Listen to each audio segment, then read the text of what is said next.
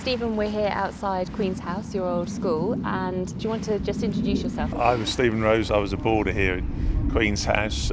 Came here back in about 73, and had 3 years here, following on from being a boarder in Talents House with Mike and Jill Lovett, and then moved to here and then to the sixth form boarding house as it was in those days.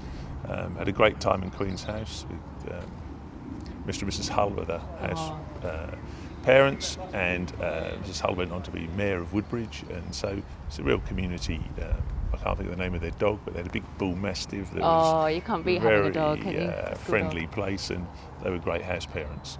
So when you've been working here, what kind of memories come back for you from being at school? It was very strange coming back to start with. When I saw it on the market, I wasn't going to bid to start with, and then I think emotion got the better of me, and thought actually we're going to have a look round, and then having been and had a look round and seen the dormitories and the places where we used to spend our time in studies and sleeping, then I thought, well, hey, you better put my hat in the ring and bid for it. Yes. And here we are, really delighted to get the contract and secure the site. Really. Are you still in contact as well with many of your friends from Woodbridge? Yeah, absolutely. Yeah, no, it's a great friend of mine, Richard Beavers, was on the phone last week, who boarded here, and another guy, John Jardine, and his brother Mark.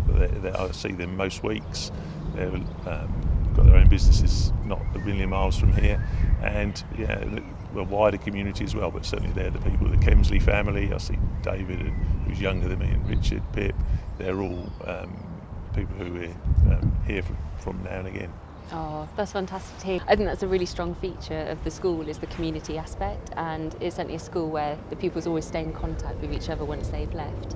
Have they actually been on site? So have they been to here itself to have a look at what you've been up to? Certainly some of the people I was with, a guy called John Simpson, Rick Hobson, Graham Pryke, and have been in contact, and they've been up here. They've been and seen the site manager and wanted to have a look round. And guy Philip Regan tapped me up in Manningtree High Street last week and said, can I go and have a look? Can I go and have a look? Another guy, Nick Burrows, who was in the same cricket team as I was, he was a day boy here, who's now CEO at Knot Cuts, the landscape business locally. Haven't heard from him for whatever it is, 40 years. And suddenly he's popped up and said, I've been up to have a look. And suddenly this guy who I left, we were left school as sort of not quite spotty-faced teenagers, but something like that. And now he's CEO at Knot Cuts and wanted to buy a house here, but it was too late, unfortunately. It's sold out. So I can imagine. It's a shame. It's such a beautiful site that you've got here, and certainly from my recollection, some fantastic memories of the Queen's House pupils.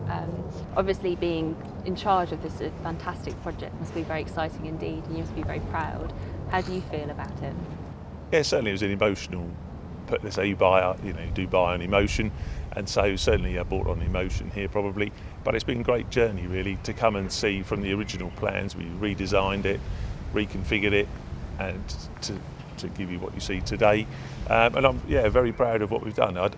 Clearly nobody likes to see elements sold off of their old school, and I was particularly didn't really want to see Queen's House sold off, but if it was going to be sold off, then hey, I wanted to be the one to buy it and actually at least do what I can to make it a legacy that people either visiting Queen's House itself or in the area can come and say, hey, actually it is different, it's not a boarding house, it's not part of the school, but hey, it's a legacy to the Seckford Foundation, and the money that's been generated by it has been reinvested into the Abbey for the good of the people who's coming in. And I had a great journey here, great education, loved it, got some lifetime friends here, and I think the things that are put into you through the sort of Seckford Foundation behind Woodbridge School are things that stick with you for life really, and I'd say it's a great life, and lots of opportunities opened up from my time at Woodbridge, personal, work, business and life in general. So that's such a lovely great response. Journey. It's really nice. And I'm going to ask about the graffiti as well. So I heard that there was some graffiti left behind. Did your name feature? No, my name did not feature on the graffiti, but my friend Richard Beavers, when I came here to look round, there is a great RWB outside the the entrance there, and Well, you can I tell did- Richard is yeah. coming to the head's office. I'll sort him I out did for that. tell him that. Fantastic. Thank you so much, Stephen. Yeah. Thank you for your time. Okay, no, it's great. Thank you for the time. Great to meet you, and clearly the school is in great, safe hands with you at the Oh, helm. I'll look after it for you, I promise. Thank you.